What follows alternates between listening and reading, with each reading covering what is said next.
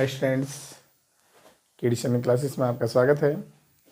तो मैं आशा करता हूँ भाई सभी अच्छे होंगे। तो पिछले लेक्चर में हमने जान लिया था बेटे किसके बारे में, पीरियोडिक टेबल के बारे में। आज हम जानेंगे कुछ आवर्ती गुण या मैं कह सकता हूँ आधुनिक आवर्त सारणी की प्रवृत्ति के बारे में। ठीक है, उससे पहले मैं आपको बता दूँ कि जल्दी ही हम चैप्टर को क्लोज करने वाले हैं। जैसे ही चैप्टर क्लोज होगा उसके बाद हम लेकर आ रहे हैं इम्पोर्टेंट क्वेश्चन।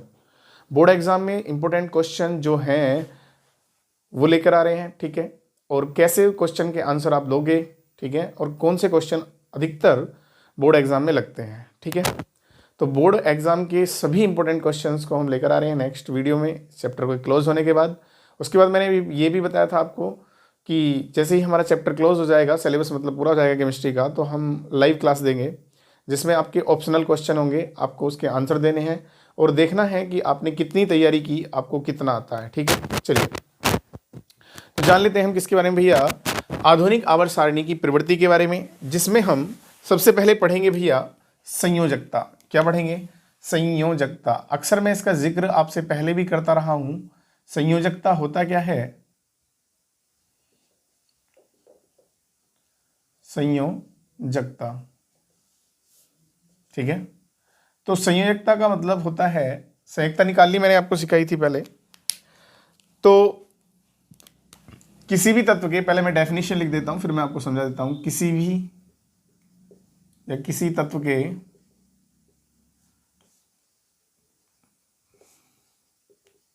बाह्यतम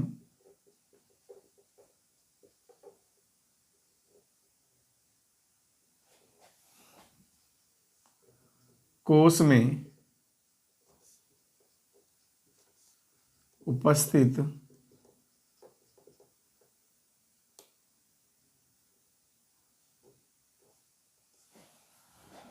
इलेक्ट्रॉन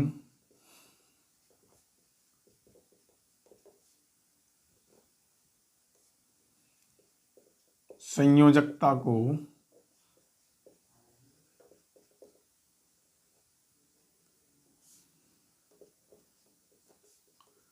निर्धारित करते हैं।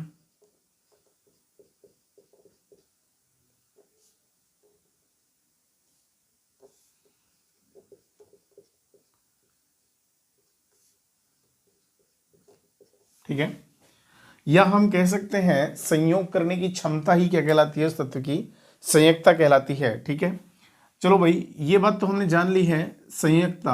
अब कैसे हम लोग पता लगाएंगे किस तत्व की संयोजकता क्या होती है? तो सबसे पहले हमें देखना होता है संयोजी इलेक्ट्रॉन के बारे में जानना है बेटे। जब तक हमें पता नहीं होगा संयोजी इलेक्ट्रॉन के बारे में तब तक हमें संयोजकता नहीं पता चलेगा। संयोजी इलेक्ट्रॉन, और उसके बाद हमें पता चल जाता है उससे ही संयोजकता के बारे में। किसके बारे में पता चल जाता है भैया? संयोजकता।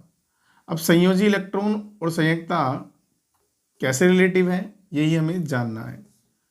यदि किसी भी तत्व के संयोजी इलेक्ट्रॉन की संख्या अगर 1 है तो उसकी संयोजकता भी कितनी होगी भैया? 1 ही होगी। संयोजी इलेक्ट्रॉन 2 है तो संयोजकता 2 होगी, 3 है तो 3 होगी, 4 है तो 4 होगी, 5 है तो 3 होगी, 6 है तो 2 होगी, 7 है तो 1 होगी, 8 है तो 0 होगी। तो ध्यान रखेंगे बेटे, जिस प्रकार से संयोजी इलेक्ट्रॉन का हमें पता चलता रहेगा उसी हिसाब से हम बता सकते हैं उस एलिमेंट की या तत्व की संयोजकता क्या है। अब संयोजकता पता लगाने के लिए हमें यह पता होना चाहिए कि जब तक हमें संयोजी इलेक्ट्रॉन निकालने नहीं आएंगे तब तक हम संयोजकता का पता नहीं लगा पाएंगे। क्योंकि संयोजी इलेक्ट्रॉन निकालने के लिए मैंने बोरबरी का नियम आपको बताया था, जिसकी आपको जरूरत पड़ती है। 2n² का नियम है। पहले सेल में 8, दूसरे में पहले सेल में 2, दूसरे में 8, तीसरे में 18, चौथे में 32 हैं। ठीक है, तो चलिए भाई इलेक्ट्रॉन्स आते हैं। अब हम लोग बात कर लेते हैं किसकी भैया, कि मान लो हमारे पास एक एलिमेंट है सोडियम, ठीक है, Na। अब Na का परमाणु क्रमांक कितना होता है? 11 होता है। इलेक्ट्रॉनिक कॉन्फ़िगरेशन निकालें तो पहले सेल में मैक्सिमम कितने इलेक्ट्रॉन्स आ सकते हैं? 2। दूसरे में कितने आ सकते हैं 8। अब 2,8 उसके बाद कितना बचा 8 और 2 10 अरे 11। आउटर सेल कौन सा होता है यही, इसको ही वैलेंसी सेल कहते हैं। वीएस का मतलब मेरा क्या है वैलेंसी सेल है। ठीक है बेटा। अब वैलेंसी सेल में इलेक्ट्रॉन कितने हैं इसके 1। तो वैलेंसी सेल में इलेक्ट्रॉन का मतलब हो गया संयोजी इलेक्ट्रॉन। वैलेंसी सेल के इलेक्ट्रॉन ही क्या होते हैं संयोजी इलेक्ट्रॉन होते हैं। अब संयोजी इलेक्ट्रॉन 1 तो संयुक्ता कितनी हो गई भैया 1। तो मैं कह सकता हूं सोडियम की संयुक्ता कितनी होगी भैया 1 होगी। कितनी होगी भैया 1। तो संयुक्ता निकालना आ गया सबको, संयुक्ता बराबर कितनी 1। ऐसे ही आपसे अगर कह दिया जाए किसकी भैया Cl की निकालिएगा, तो Cl का एटॉमिक नंबर 17 होता है। इलेक्ट्रॉनिक कॉन्फ़िगरेशन निकालेंगे कितना आएगा 2 8 7। पहले सेल में 2 8 उसके बाद 7। आउटर सेल में कितने हैं 7 हैं। 7 से मैच खाता हुआ ये। तो मैं कह सकता हूं Cl की भी संयुक्ता कितनी होगी बराबर 1 ही होगी। ठीक है। तो आप लोग निकाल सकते हैं। जैसे कि उसने कहा मैग्नीशियम की बताओ जी, तो मैग्नीशियम का इलेक्ट्रॉनिक कॉन्फ़िगरेशन एटॉमिक नंबर 12 होता है ना, तो इलेक्ट्रॉनिक कॉन्फ़िगरेशन आएगा 2 8 2। तो आउटर सेल में कितने हैं 2 हैं, तो वैलेंसी सेल 2 हैं तो 2 ही संयुक्ता हो गई। तो हमें पता चल गया भैया मैग्नीशियम की कितनी होगी संयुक्ता, मैग्नीशियम की भी कितनी होगी 2 होगी। कितनी होगी भैया 2 होगी। ठीक है भाई चले।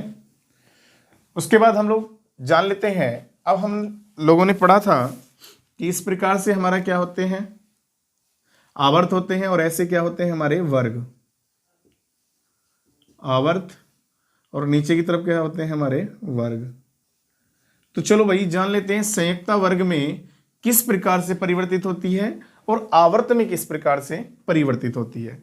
तो सिंपल सी बात है, ये जो कंडीशन है हमारी किससे मैच खाती है भैया आवर्त से ही मैच खाती है। तो हम यहां से कह सकते हैं क्या कि पॉइंट नंबर 1 आवर्त में संयोजकता या आवर्त में तत्वों की संयुक्ता संयोजकता का मान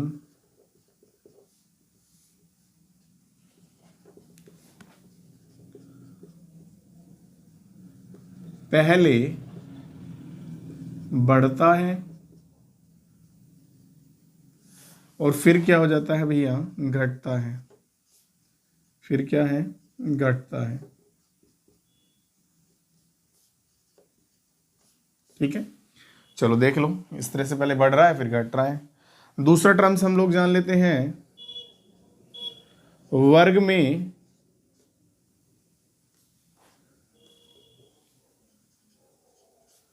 तत्वों की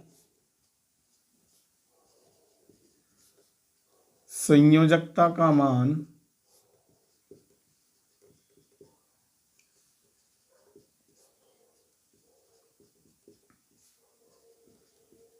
समान रहता है। ठीक है भाई, तो ये पॉइंट हमारा क्लियर हो जाता है यहां से कि आवर्त में तत्वों की संयुक्ता का मान पहले क्या होता है बढ़ता है और उसके बाद क्या होता है फिर भैया घटता है, लेकिन वर्ग में कोई चेंज नहीं होता। ठीक है बेटा, जैसे कि मैं अभी आपको बता देता हूं, एक वर्ग है हमारा जिन्हें हम कहते हैं क्षारीय मृदा धातु। क्या कहते हैं बेटे, चलो पहले मैं क्षार धातु की बात कर लेता हूं। क्षार धातु, और ये जो क्षार धातु होती है LINAKRBCS, लीना की रब से फरियाद, फ्रेंसियन। ठीक है बेटा, तो हम कह सकते हैं यहां से ये ट्रिक बताई जाती है इसकी, लीना की रब से फरियाद आपको पता भी होगा। तो इस प्रकार से हम लोग क्या जान लेंगे, इन तत्वों की ट्रिक जान लेते हैं। अब हम लोग बात कर लेते हैं इन सभी तत्वों की संयोजकता की। किसकी बात कर लेते हैं, इनकी सबकी संयोजकता। तो बेटे इन सब की संयोजकता के लिए मैं अगर आपको बात बताऊं, इन सब का जो इलेक्ट्रॉनिक कॉन्फ़िगरेशन आप आगे जानेंगे। जैसे कि लिथियम की बात करता हूं, एटॉमिक नंबर कितना होता है इसका 3, इसका कितना होता है 11 होता है, इसका 19 होता है, ऐसे ही इसका 37 होता है, इसका 55 होता है, इसका 87 होता है। ठीक है, चलिए अब हम लोग जान लेते हैं किसके बारे में पहले, कि एक का हमें पता चल जाए तो सबकी संयुक्ता में पता चल जाएगी। क्यों भाई, क्योंकि हमें पता है वर्ग में सभी तत्वों की संयुक्ता के मान क्या होते हैं, समान होते हैं। तो नॉर्मल सी बात है, हम कह सकते हैं लिथियम का इलेक्ट्रॉनिक कॉन्फ़िगरेशन, भाई लिथियम का एटॉमिक नंबर अगर हमारा 3 है तो 2,1 आएगा, क्योंकि पहला सेल 2 पे कंप्लीट होता है। तो 1 से हमें पता चल जाता है इसकी संयुक्ता कितनी होगी भैया, 1 होगी। तो नॉर्मल से हमें पता चल गया इन सभी एलिमेंट की जो संयुक्ता होगी वो कितनी होगी भैया, 1 होगी। कितनी होगी भैया, 1 होगी। क्यों, क्योंकि जब लिथियम की 1 है तो वर्ग में सभी तत्वों की 1 ही होगी।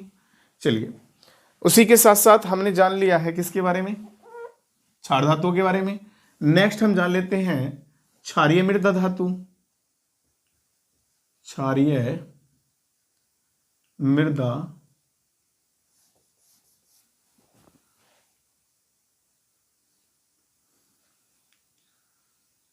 धातु, ठीक है भाई। तो क्षारीय मृदा धातु जो होती हैं ये कौन सी होती हैं, क्षारीय धातु भी कह देते हैं इनको। ये क्षारीय धातु होती है हमारी डेटा, मांगे, कार, स्कूटर, बाप, राजी, बेरिलियम, मैग्नीशियम, कैल्शियम, स्ट्रेंशियम, ठीक है, और बेरियम और रेडियम। तो इन सब की जो संयुक्ता होगी वो कितनी होगी भैया, नॉर्मल सी बात है, पहले मैं एक की निकाल के देख लेता हूँ। एटॉमिक नंबर बेरिलियम का कितना होता है 4, मैग्नीशियम का कितना होता है 12, कैल्शियम का कितना होता है 20, ऐसे ही याद कर लेंगे। तो हम लोग बात कर लेते हैं 19 के आगे 20 आया ना, 37 के बाद 38 आ जाएगा, नॉर्मल सी बात है। इसके आगे वाला चलते रहो, 55 के बाद 56 आ जाएगा, 87 के बाद 88 आ जाएगा, ठीक है ना। एक ऐड करते जाओ क्योंकि इससे अगले वाला परिवार है ना, क्षार धातु के बाद क्षारीय मृदा धातु आती है। तो बेरिलियम कितना होता है 4 भाई, बेरिलियम का इलेक्ट्रॉन कॉन्फ़िगरेशन 4 है, तो 2,2। तो वैलेंसी सेल में इलेक्ट्रॉन कितने आ गए 2, और 2 पर संयुक्ता कितनी होती है भैया, 2 ही होती है। तो हमें पता चल गया इस पूरी फैमिली की संयुक्ता बराबर कितनी होगी, 2 होगी, ठीक है भैया। यहाँ फिर मैं यहाँ पे दिखा सकता हूँ सबकी संयुक्ता कितनी होगी, सबकी 2 होगी, ठीक है। चलो ये पॉइंट हमारा यहाँ से क्लियर हो जाता है। अब नेक्स्ट जान लेते हैं हम किसके बारे में भैया, परमाणु त्रिज्या के बारे में। एटॉमिक रेडियस क्या होता है, परमाणु त्रिज्या।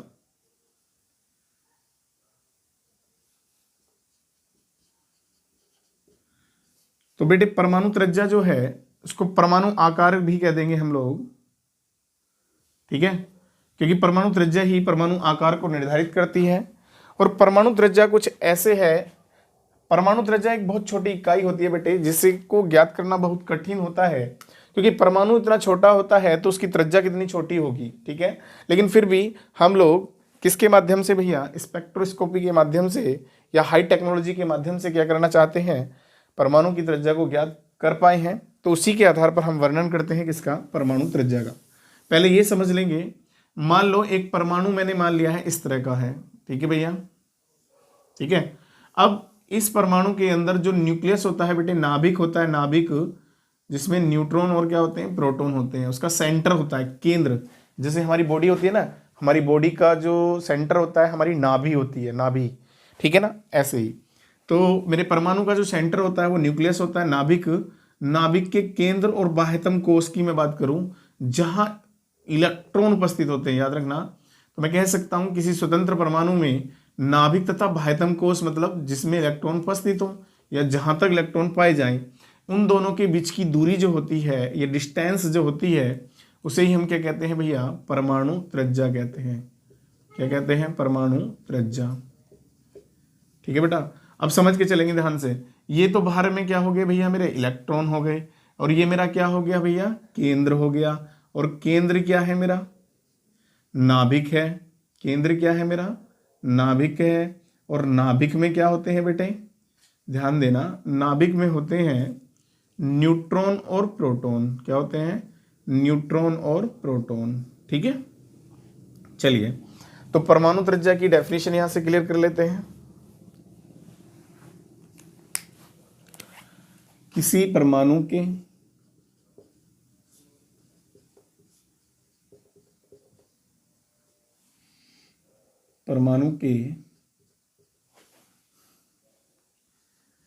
केंद्र तथा बाह्यतम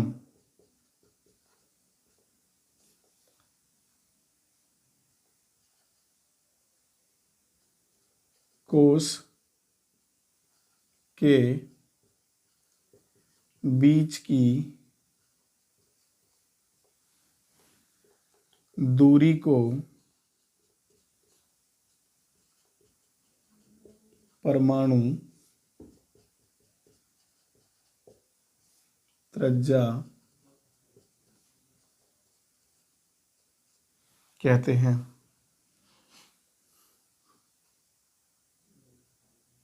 ठीक है, परिभाषाएं और भी बन जाती हैं इसकी, पर नॉर्मल सी परिभाषा है। अगर आप लोग लगाना चाहो तो, या बाह्यतम कोश में मतलब इलेक्ट्रॉन जहां तक उपस्थित होते हैं उनके बीच की दूरी भी हम लोग बोल सकते हैं। नेक्स्ट जानेंगे परमाणु त्रिज्या का आवर्त और वर्ग में क्या परिवर्तन होता है। चलिए एग्जाम्पल के तौर पे जान लेते हैं। जो हमारा हाइड्रोजन होता है परमाणु, इसके नाभिक और बाह्यतम कोश या बाहरी कोश के बीच की जो दूरी होती है वो कितनी पिकोमीटर होती है? 37 पिकोमीटर होती है। ठीक है भाई, पिकोमीटर आपके सामने नया शब्द आया होगा तो ध्यान देना। 1 pm बराबर जो होता है 10 की पावर -12 मीटर के होता है।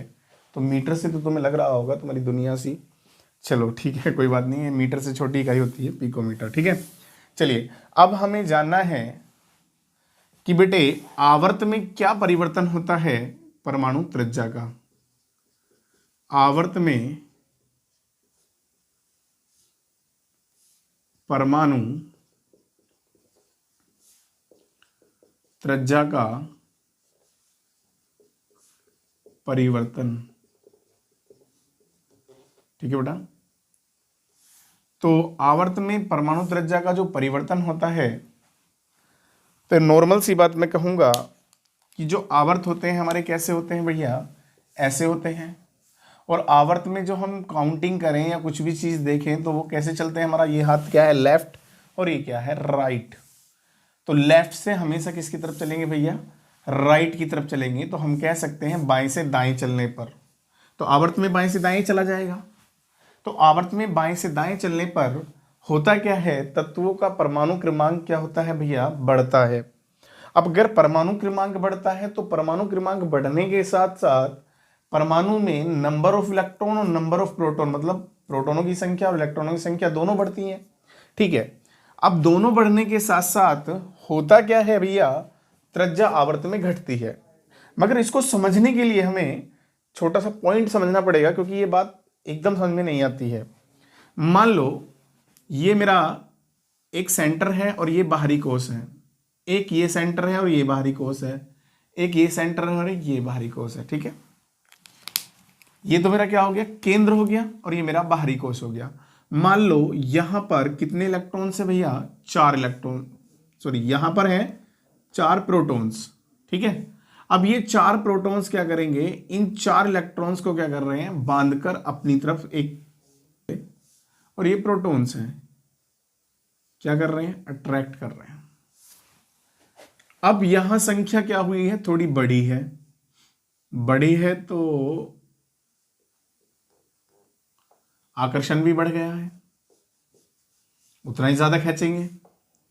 यहां पर संख्या और ज्यादा बढ़ गई है तो अट्रैक्शन और ज्यादा बढ़ गया है, बढ़ गया भाई, सिंपल सी बात है।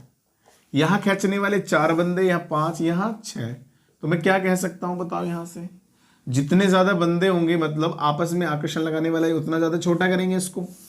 अब छोटा करेंगे तो बताओ त्रिज्या क्या होगी, इधर की तरफ चलने पर घटेगी, सिंपल सी बात है भैया घटेगी। तो हम लोग कह सकते हैं यहां से क्या भैया, आवर्त में, इसे भैया आवर्त में बाएं से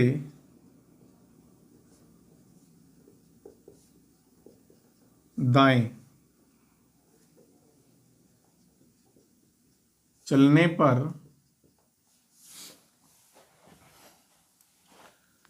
परमाणु क्रमांक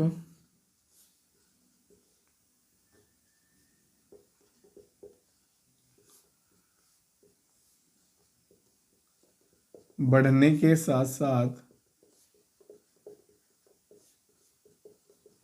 परमाणु त्रिज्या का मान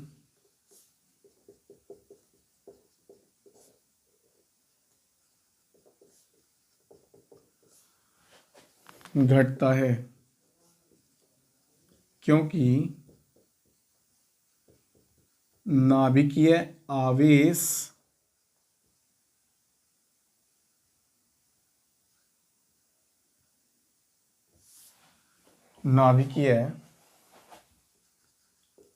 का मान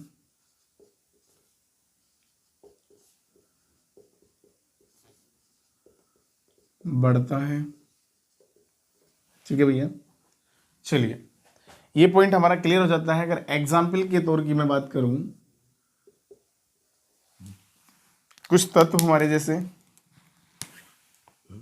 lithium, beryllium, boron, carbon, nitrogen, oxygen. ठीक है, तो लिथियम की जो होती है कितनी होती है भैया, एटॉमिक रेडियस, परमाणु त्रिज्या जो होती है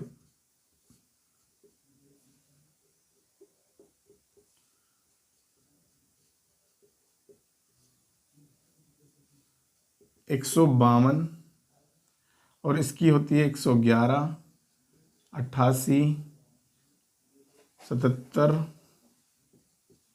74 और 66। ठीक है भाई, तो मैं कह सकता हूं यहां से ये मेरे एलिमेंट्स हैं, तत्व जिनकी एटॉमिक रेडियस जो है, अब आपको खुद पता चल रहा होगा ये कैसे आते हैं भैया, आवर्त में ही आते हैं। तो देखो 152, 111, 88, 77, 74, 66। तो सिंपल सी बात है, हम कह सकते हैं यहाँ से नाभिकीय आवेश बढ़ने के साथ परमाणु त्रिज्याएं क्या हो रही है भैया, घट रही है। अब परमाणु त्रिज्या ही परमाणु आकार को बताती है। लाइक दिस, हमारे पास सोडियम अगर एक इलेक्ट्रॉन त्यागे तो क्या बनाता है, सोडियम आयन बनाता है। तो मैं यहां से आपसे क्या पूछना चाहता हूं कि जो सामान्य आयन है, मतलब इसका वास्तविक आयन जो सोडियम आयन है, इससे क्या बन रहा है, धनायन बन रहा है। तो बताओ इन दोनों में किसका आकार बड़ा होगा। तो मैं सिंपल सी बात कह सकता हूं, आप कहोगे जी पॉजिटिव वाले का आकार बड़ा होगा। नहीं भैया, मैं कह सकता हूं सोडियम का आकार बड़ा होगा किससे भैया, सोडियम आयन से।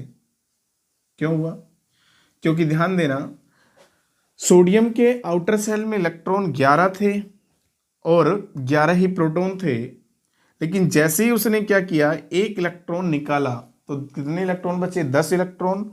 लेकिन 10 इलेक्ट्रॉन को बांधने वाले प्रोटॉन कितने हैं, 11 है। आकर्षण ज्यादा है, इसीलिए इसका आकार थोड़ा छोटा हो जाएगा, किसका, सोडियम आयन का, और इसका आकार क्या रहेगा, थोड़ा बड़ा रहेगा। ऐसे ही अगर आपसे कोई पूछता है मैग्नीशियम का आकार जो होगा वो बड़ा होगा मैग्नीशियम 2 पॉजिटिव आयन से। लेकिन अगर बात आ जाए भैया किसकी, नेगेटिव आयन की, लाइक दिस पूछने लगे Cl नेगेटिव और Cl में किसका आकार बड़ा होगा, तो ध्यान देना ऋणायन का आकार वास्तविक आयन से बड़ा होता है। क्यों, क्योंकि एक इलेक्ट्रॉन बढ़ गया है, तो बढ़ने के कारण प्रोटॉन उतने ही रहेंगे जितने इसके अंदर थे।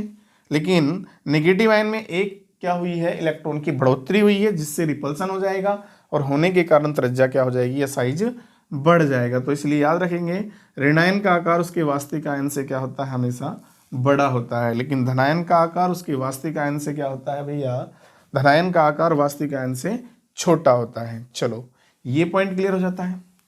नेक्स्ट हम लोग जान लेते हैं वर्ग में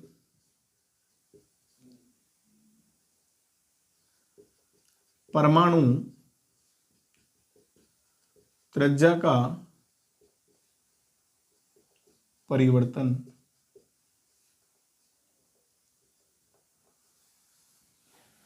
तो वर्ग में जो परमाणु त्रिज्या है उसका परिवर्तन क्या है, तो हम सिंपल सी बात ये समझ के चलते हैं, वर्ग में जैसे ही हम नीचे को चलते हैं भैया, तो एटॉमिक नंबर क्या होते हैं भैया, बढ़ते हैं। बिल्कुल ऐसे भी बढ़ रहे थे, लेकिन बट परमाणु क्रमांक बढ़ने के साथ साथ नीचे को भैया क्या बदल जाते हैं, कोष बदल जाते हैं। क्या बदल जाते हैं, कोष। और सेल बदलने से हम कह सकते हैं यहाँ पर क्या हो जाता है, एक प्रभाव पैदा हो जाता है जिसे परिरक्षण प्रभाव कहते हैं, और जिसके कारण त्रिज्या क्या हो जाती है भैया, बढ़ जाती है। तो हम कह सकते हैं वर्ग में या समूह में भी लिख सकते हैं। अब कैसे चलते हैं भैया, अप टू चलते हैं डाउन। तो वर्ग में ऊपर से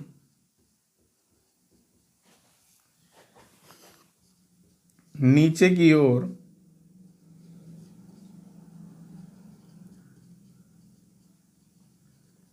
चलने पर तत्वों की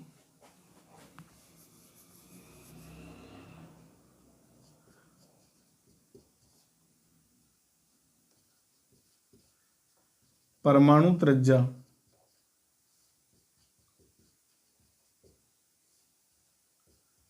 का मान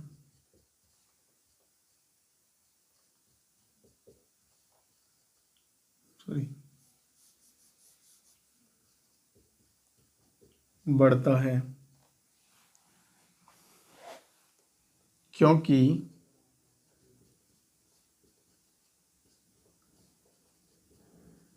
कोषों की संख्या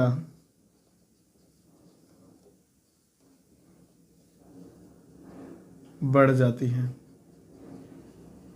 ठीक है बेटा, ये भी कह सकते हो परीक्षण प्रभाव भी बढ़ता है। ठीक है, चलिए ये जान लिया था हमने किसके बारे में बेटे, परमाणु त्रिज्या के बारे में।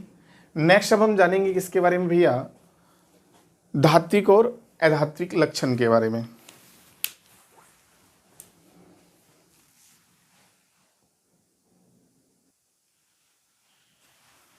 चलिए भाई जान लेते हैं धात्विक लक्षण के बारे में।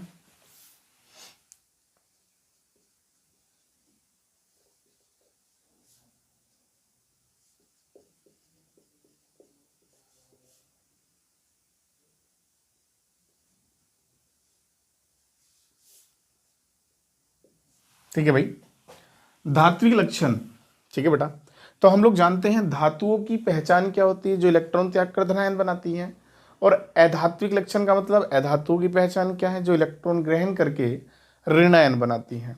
तो नॉर्मल सी बात है, हमें मेन चीज जानना है आवर्त और वर्ग में धात्विक लक्षण का क्या परिवर्तन है। ठीक है बेटे, शॉर्ट में जानेंगे। ठीक है, तो हम कह सकते हैं आवर्त में जब हम लेफ्ट टू राइट चलते हैं, क्या चलते हैं बेटे, लेफ्ट टू राइट चलते हैं, और यहाँ अप टू डाउन चलते हैं। तो लेफ्ट टू राइट चलने पर क्या होता है, सिंपल सी बात है, नाभिकीय आवेश, नॉर्मल सी बात है क्या भैया, नाभिकीय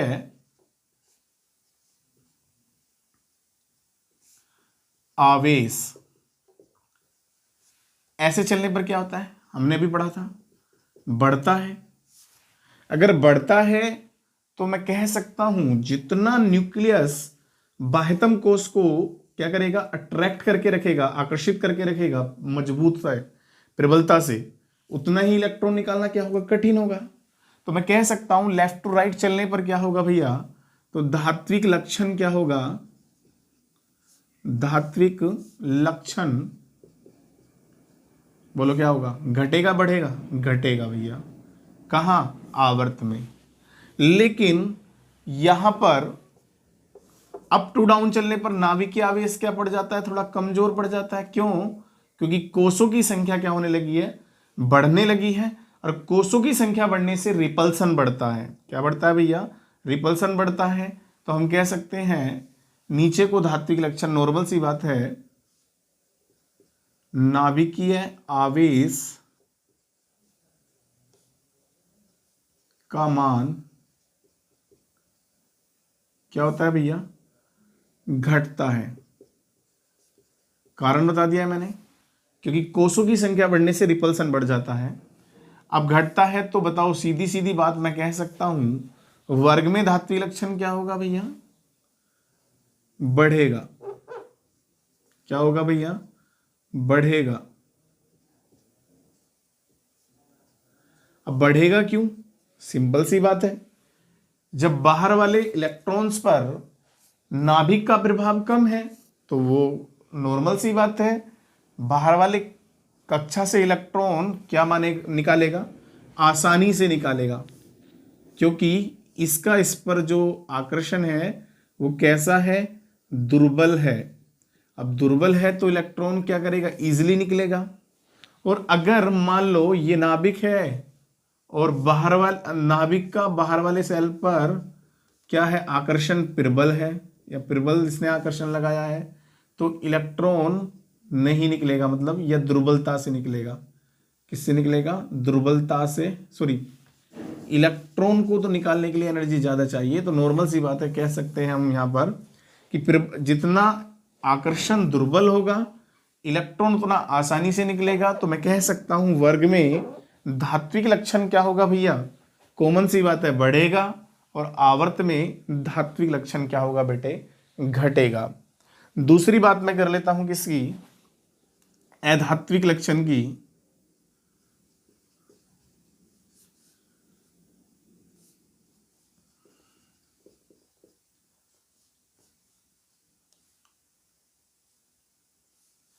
तो अधात्विक लक्षण में होता क्या है, इसका अपोजिट होता है। नॉर्मल सी बात है, जितना इलेक्ट्रॉन त्यागना क्या है भैया, कठिन है, उतना ही इलेक्ट्रॉन ग्रहण करना क्या है, आसान है। तो मैं कह सकता हूं आवर्त और वर्ग में, आवर्त में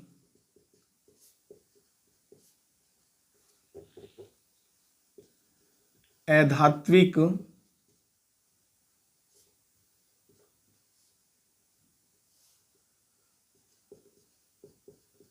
लक्षण बढ़ता है और वर्ग में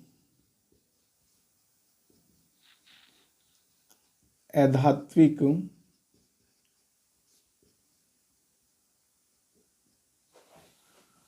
लक्षण क्या होता है बेटे, घटता है। ये पॉइंट क्लियर हो जाता है यहां से। उसके बाद नेक्स्ट टर्म्स हम जान लेते हैं क्या भैया, विद्युत ऋणात्मकता।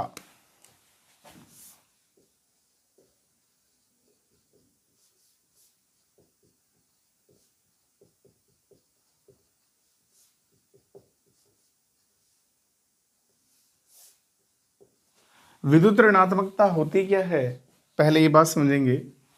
जब कोई इलेक्ट्रॉन धातु त्यागती है तो धनायन बनाती है, ठीक है, लेकिन बट क्या होता है, जब कोई अधातु इलेक्ट्रॉन त्याग नहीं पाती है या संयोजी इलेक्ट्रॉन से क्या बनाती है, बंध बनाती है, तो बंध बनाने की जो क्षमता होती है वो किस में होती है, ज्यादातर अधातुओं में होती है।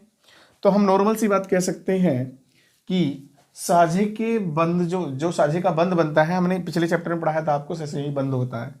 तो साझे के जो बंध इलेक्ट्रॉन को आकर्षित करने की प्रबलता जिस तत्व में सबसे ज्यादा होती है, या मैं कह सकता हूं आकर्षित करने की जो क्षमता होती है, वही उसकी विद्युत ऋणात्मकता कहलाती है, ठीक है ना। तो हम कह सकते हैं किसी तत्व की साझे के इलेक्ट्रॉन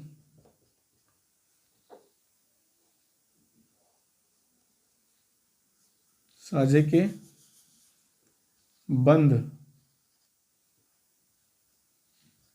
इलेक्ट्रॉन युग्म को आकर्षित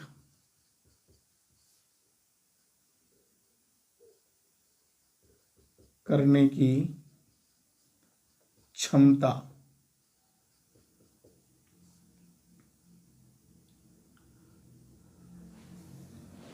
विद्युत ऋणात्मकता कहलाती है।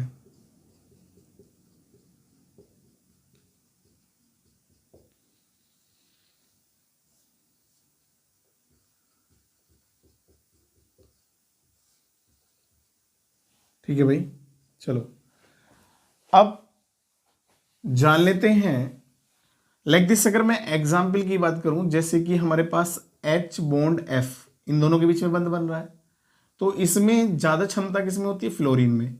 इसलिए मैं कह सकता हूं फ्लोरीन की ऋणात्मकता क्या होगी, अधिक होगी। और ये भी याद रखना, पूरी पीरियोडिक टेबल में जितने भी एलिमेंट्स हैं हमारे, सबसे ज्यादा हाई इलेक्ट्रोनिगेटिविटी या विद्युणात्मकता किसकी होती है, फ्लोरीन की होती है, ध्यान रखना, इससे अधिक किसी की नहीं होती। चलिए अब वही बात जान लेते हैं, आवर्त में तो विद्युत ऋणात्मकता को शॉर्ट में EN भी बोल देते हैं, इलेक्ट्रोनेगेटिविटी। तो मैं अब शॉर्ट में लिखूंगा, आवर्त में इलेक्ट्रोनेगेटिविटी मतलब En का मान क्या होता है, नॉर्मल सी बात है, किसमें भैया, आवर्त में, और यहां भी आवर्ती है, ठीक है ना। आवर्त में En का मान क्या होता है भैया, बढ़ता है, और वर्ग में En का मान क्या होता है भैया, घटता है, ठीक है बेटा। तो इलेक्ट्रोनेगेटिविटी की जो पावर ज्यादातर होती है वो अधातुओं में होती है, ध्यान रखना। अधात्विक लक्षण के, अगर मैं धात्विक लक्षण की बात करूं ऐसे घटेगा, लेकिन यहां पर क्या होता है, धात्विक लक्षण बढ़ता है। तो जितना धात्विक लक्षण बढ़ेगा उतनी ही इलेक्ट्रोनेगेटिविटी क्या होगी, बढ़ेगी, ये रिलेटिव होते हैं। और वर्ग में क्या होता है, धात्विक लक्षण घटता है तो वर्ग में भी En का मान क्या होता है भैया, घटता है, विद्युत ऋणात्मकता का मान घटता है। चलिए उसके बाद इसी के आधार पर ऑक्साइडों की भी व्याख्या की जाती है। जो ऑक्साइड होते हैं ये 3 प्रकार के होते हैं, हालांकि इसमें कुछ अपवाद भी हैं। एक तो हमारे होते हैं अम्लीय ऑक्साइड,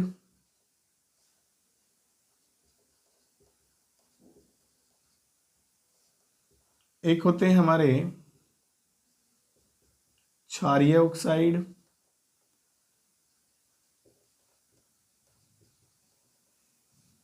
और एक होते हैं हमारे उभयधर्मी ऑक्साइड।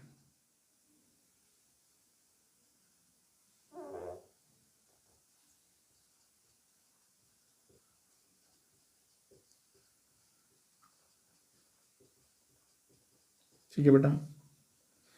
तो अम्लीय जो ऑक्साइड होते हैं, क्षारीय ऑक्साइड, उभयधर्मी ऑक्साइड। अम्लीय ऑक्साइड जो होते हैं ये रिलेटिव होते हैं, देखो मैंने कहा कुछ अपवाद भी हैं, ये आगे जानोगे, या मैंने कुछ बताया भी है पीछे। धातु अधातु के बारे में जब मैंने पढ़ाया था वहाँ वायु से क्रिया में आए थे ऑक्साइड, ठीक है ना, उभयधर्मी ऑक्साइड भी वहीं पे आया था, डेफिनेशन भी थी इसकी। तो बेटे अम्लीय ऑक्साइड जो होते हैं ये अधातु से रिलेटेड होते हैं, ये धातु से रिलेटेड होते हैं, और उभयधर्मी जो ऑक्साइड होते हैं ये उपधातु से रिलेटेड होते हैं। तो उपधातु के ऑक्साइड, उभयधर्मी ऑक्साइड, धातुओं के कुछ अपवादों को छोड़कर, मैं फिर कह रहा हूँ।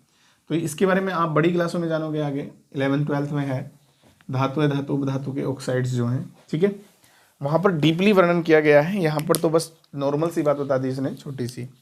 उसी के साथ साथ कुछ तत्वों में क्या बताया जाता है भैया, विकिरण संबंध भी बताया जाता है।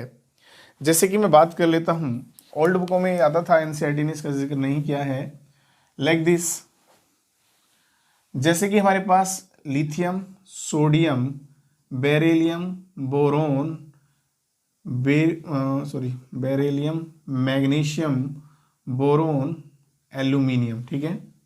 तो होता क्या है, इस वर्ग का जो तत्व है लिथियम, डायगोनल मतलब विकर्ण, बेरिलियम, एल्यूमिनियम, देखो डायगोनल विकर्ण ऐसे ही तो गिरता है, बिल्कुल ऐसे ही गिर रहा है ना विकर्ण पर। तो होता क्या है, प्रथम आवर्त के तत्व, ठीक है बेटा, दूसरे आवर्त के तत्व के डायगोनल पर क्या गुणों में समानता प्रदर्शित करते हैं, या डायगोनल में उपस्थित तत्व के साथ गुणों में क्या प्रदर्शित करते हैं, समानता प्रदर्शित करते हैं, जिसे हम क्या कहते हैं, विकिरण संबंध कहते हैं। क्या कहते हैं भैया, विकिरण संबंध या डायगोनल रिलेशनशिप हम इसको बोलते हैं। उसी के साथ साथ एक टॉपिक कभी कभी एग्जाम में पूछ लिया जाता है, क्या भैया, विकिरण संबंध, तो ये हमारा यहाँ से क्लियर हो जाता है। एक क्वेश्चन पूछ लेता है, निरूपक तत्व किसे कहते हैं बेटे, तो क्या ध्यान रखना, प्रथम सेकंड मतलब पहला दूसरा छोड़कर तीसरे आवर्त के तत्व जो होते हैं उन्हें क्या कहा जाता है, निरूपक तत्व कहा जाता है। ध्यान रखना, अगर कोई पूछने लगे तो वहां पर ये क्वेश्चन अगर आपका बनने लगे, ये क्वेश्चन बहुविकल्पीय प्रश्न में आ जाए, ऑप्शनल क्वेश्चन में आ जाए कि निम्न में से निरूपक तत्व छांटिए, तो तीसरे आवर्त के तत्व जो होते हैं वो निरूपक तत्व होते हैं, ठीक है बेटा। प्रथम आवर्त में तो 2 ही तत्व आते हैं, हाइड्रोजन और हीलियम, दूसरे में हमारा lithium, beryllium, boron, carbon, nitrogen, oxygen, fluorine, ठीक है। और उसके बाद जो आते हैं हमारे तीसरे आवर्त में तत्व आते हैं सोडियम, मैग्नीशियम, एल्यूमिनियम, यही जो चल रहे हैं आगे, ठीक है बेटा।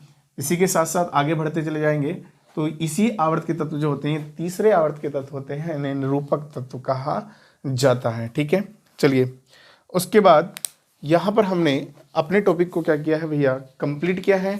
तो यहाँ से हमारा लेक्चर कंप्लीट होता है और लेक्चर कंप्लीट होने के साथ साथ मैंने शॉर्ट में बहुत ज़्यादा चीज़ें इसमें पढ़ाने की कोशिश की है।